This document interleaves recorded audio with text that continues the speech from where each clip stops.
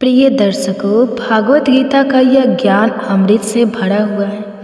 इस कलयुग में जो यह ज्ञान हासिल करेगा उसकी सारी समस्याएं दूर हो जाएंगी। गीता का अमृत ज्ञान इंसान के मरे हुए मन और जीवन में एक नई जान डाल देता है। तो दोस्तों, एक बात याद रखना, जो इंसान इन बातों को ध्यान से सुनेगा और उसे अंत तक समझेगा, उसे अपनी हर समस्या का हल मिल ही जाएगा। जब महाभारत का युद्ध शुरू होने से पहले पांडव की तरफ से शांति का प्रस्ताव लेकर भगवान श्री कृष्ण हस्तिनापुर गए, तब शकुनी, जो कि दुर्योधन का मामा था, उसने दुर्योधन से कहा, यह कृष्ण बड़ा मायावी है, इसे संभल कर रहना होगा। अगर यह हमारे पक्ष में आ गया तो समझ लो पांडव हार ही जाएंगे। इसे बुलाओ और इसकी बहुत सेवा करो, अच्छे से खरीदारी करो, इसको अपने घर आने का निमंत्रण दे दो और इसे खुश करने का प्रयास करो। तब श्री कृष्ण हस्तिनापुर पहुँचे। तब दुर्योधन ने उन्हें अपने घर आने का निमंत्रण दिया और कहा, हे श्री कृष्ण, आप मेरे घर आइए, मेरा निमंत्रण स्वीकार कीजिए और मेरे घर का भोजन कीजिए। तब श्री कृष्ण ने दुर्योधन से कहा, हे दुर्योधन, मनुष्य को किसी के घर में तभी भोजन करना चाहिए जब उन लोगों का आपसे बहुत प्रेम हो या फिर हमारे जीवन में कोई बहुत बड़ी आपत्ति आ गई हो। हे दुर्योधन कान खुलकर सुन ले, ना मेरी जिंदगी में कोई आपत्ति आई है और ना ही तुम्हारा मुझ पर कोई प्रेम है, इसलिए मैं तुम्हारे घर कभी नहीं आऊँगा। मुझे पता है कि तुम मुझे अपने घर बुला रहे हो सिर्फ और सिर्फ अपना स्वार्थ पूरा करने के लिए। मैं कहता हूँ कि मतलबी और स्वार्थी लोगों के घर कभी नहीं जाना चाहिए। प्रिय दर्शकों, इससे हमें यह शिक्षा मिलती है कि जिसके दिल में, जिसके हृदय में आपके लिए प्रेम और इज्जत नहीं है, वहाँ आपको कभी नहीं जाना चाहिए।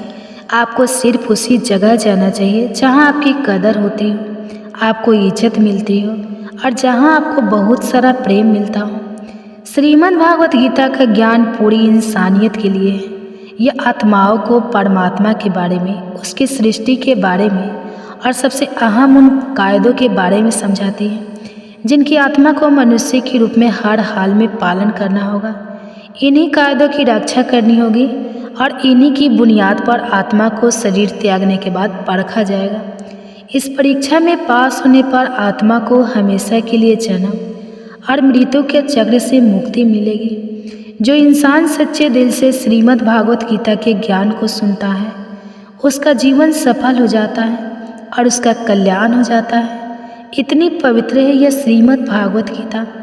भगवान श्री कृष्ण कहते हैं, मैं ही सबकी शुरुआत हूँ, मैं शुरू से भी पहले था और जब ख़त्म होने के बाद भी रहूँगा। सब मुझ में है और मैं सब में हूँ। जो भी तुम छू सकते हो, देख सकते हो या छू नहीं सकते, वह सब मैं ही हूँ। यह नदियाँ, पहाड़, सूरज, ग्रह, चांद, सितारे सब मैंने ही बनाए हैं। मैंने ही भगवान, शैतान, राक्षस और इंसान बनाया है। मैं सर्वव्यापी हूँ, सब में मैं ही रहता हूँ। मैं ही ब्रह्मा बनकर सब बनाता हूँ और रुद्र बनकर सब नष्ट कर देता हूँ।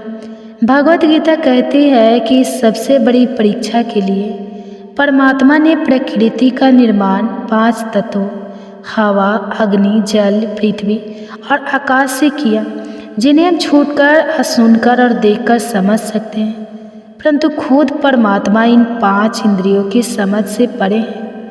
आत्मा इन इंद्रियों से परमात्मा को नहीं जान सकती। ठीक वैसे ही जैसे एक लोहे का रोबोट अपने बनाए वाले का पता नहीं लगा सकता। अर्जुन को भी परमात्मा का विराट रूप देखने के लिए भगवान श्री कृष्ण ने दिव्य नेत्र दिए हैं।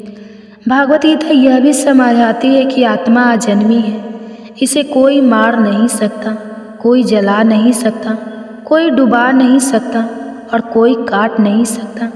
लेकिन आत्मा को परमात्मा के साथ हमेशा रहने के लिए इस परीक्षा रूपी जीवन में बैठना ही पड़ेगा। सत्य का मार्ग कठिन हो सकता है, लेकिन उसकी मंजिल हमेशा सुखद होती है। जो बीत गया उसे भूल जाओ, जो आने वाला है उसकी चिंता मत करो, बस वर्तमान को संवारो। जीवन में वही व्यक्ति सफल होता है जो कठिनाइयों से घबराने के बजाय उनसे सीखता है। प्रेम और करुणा ही सच्ची संपत्ति है, बाकी सब तो क्षणिक है। अपने विचारों को इतना ऊंचा बना लो कि नकारात्मकता खुद बदलकर खुद दूर हो जाए। दूसरों की मदद करना सबसे बड़ी पूजा है, क्योंकि ईश्वर हर जीव में बसते हैं। धैर्य, परिश्रम और ईमानदारी, यह 3 गुण किसी को भी महान बना सकते हैं। जब तक आत्मा में शांति नहीं होगी तब तक बाहरी सुख भी अधूरे लगेंगे। हर दिन एक नई शुरुआत है। बीते हुए कल को अपने आज पर हावी मत होने दो। जो कुछ भी होता है अच्छे के लिए होता है, बस हमें उसे समझने और स्वीकार करने की ज़रूरत होती है। चलिए अब हम आपको एक कथा सुनाते हैं। जब श्री कृष्ण ने रुक्मणी का हरण किया। विदर्भ के राजा भीष्म की पुत्री रुक्मणी अपनी अद्भुत सुंदरता, गुणों और भक्ति के लिए प्रसिद्ध थी। वे बचपन से ही भगवान श्री कृष्ण को अपना पति मान चुकी थी और दिन रात उनकी आराधना करती थी। लेकिन उनके भाई रुक्मणी को श्री कृष्ण से घृणा थी। वह चाहता था कि रुक्मणी का विवाह चेदी नरेश शिशुपाल से हो, जो श्री कृष्ण का कट्टर शत्रु था। जब रुक्मणी को यह पता चला कि उनके माता पिता पर दबाव डालकर उनका विवाह शिशुपाल से करवाया जा रहा है, तो उन्होंने एक गुप्त संदेश लिखकर एक ब्राह्मण के माध्यम से श्री कृष्ण को भेजा। रुक्मणी ने पत्र में लिखा, हे द्वारिकाधीश, मैं सदा से आपको ही अपना पति मानती आई हूँ। यदि आप मुझे स्वीकार नहीं करेंगे तो मैं अपना जीवन समाप्त कर लूँगी।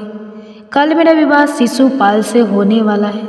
यदि आप सच में मेरे सच्चे प्रेम को जानते हैं तो आकर मेरा हरण कर लीजिए। श्री कृष्ण ने जैसे ही यह पत्र पढ़ा, वे तुरंत अपने रथ पर सवार होकर विदर्भ की ओर निकल पड़े। विदर्भ में विवाह की तैयारियां जोरों पर थी। चारों ओर उत्सव का माहौल था, लेकिन रुक्मणी अत्यंत व्याकुल थी।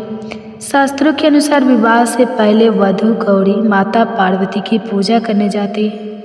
रुक्मणी भी देवी पार्वती के मंदिर गई और मनी मन प्रार्थना करने लगी, हे माँ, कृपया मेरे आराध्य श्री कृष्ण को भेज दीजिए।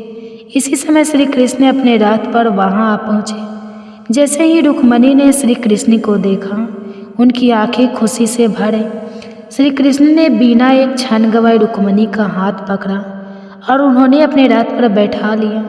जब रुक्मणी को पता चला कि श्री कृष्ण उसकी बहन को हार कर ले गए हैं, तो वह अपनी सेना लेकर उनका पीछा करने लगा।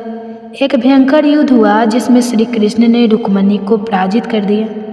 लेकिन जब वे उसे मारने लगे तो रुक्मणी ने उनके चरण पकड़कर कहा, प्रभु, यह मेरा भाई है, कृपया इसे जीवन दान दें। श्री कृष्ण ने रुक्मणी को मारने के बजाय उसके सिर के बाल काटकर उसे अपमानित कर दिया और कहा, अब तुझे अपने अहंकार का परिणाम समझ आएगा। इसके बाद श्री कृष्ण रुक्मणी को लेकर द्वारिका आ गए, जहाँ धूमधाम से उनका विवाह संपन्न हुआ। इस तरह रुक्मणी का सच्चा प्रेम सफल हुआ और श्री कृष्ण ने अपने भक्त की पुकार सुनकर उसे अपना बना लिया। श्री कृष्ण की शिक्षा, एक सच्चा प्रेम कभी नहीं हारता। रुक्मणी ने केवल श्री कृष्ण को चाहा और उन्हें प्रीति अटूट श्रद्धा रखी, जिसके कारण वे अतः उन्हें प्राप्त कर सके। 2 अहंकार का नाश निश्चित है। रुक्मणी के अहंकार ने उन्हें घमंड तोड़ने का अवसर दिया।